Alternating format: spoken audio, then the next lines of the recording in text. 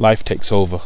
Assalamu alaikum, this is your brother Muhammad Arshad, and I just wanted to do a quick video for you to say that, you know, you work hard, you're focused, you're trying to get somewhere, you're trying to do something, you want to be great, you want to achieve something, right?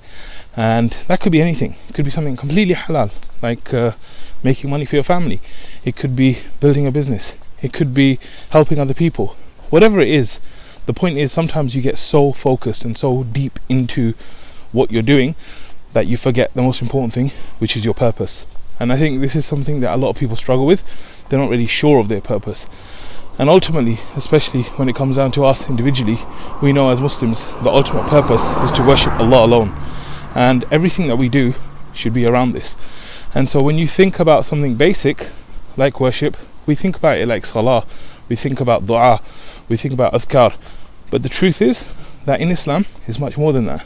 Because Islam worship is not just about the acts of worship, but it's also about being a slave to Allah, being a true slave to Allah, which means that we are consistently a slave, not just when we're praying, but outside of that. And so to really make the most of our purpose, the way to do that is to get your intentions right. Because if you have your intentions right, for example, you're making money for the sake of Allah to fulfill your obligation of providing for your family, that itself becomes worship. And so just by having an intention which is better than the normal rat race, the normal life of how, I just gotta get this and I just gotta get that. If you can align your intentions with your purpose, which is to worship Allah, then whatever you do, inshallah, you'll be successful. Even if you don't achieve what you want to achieve, just by you doing it specifically, it will be something that will be written for you as something positive for your akhirah, inshallah.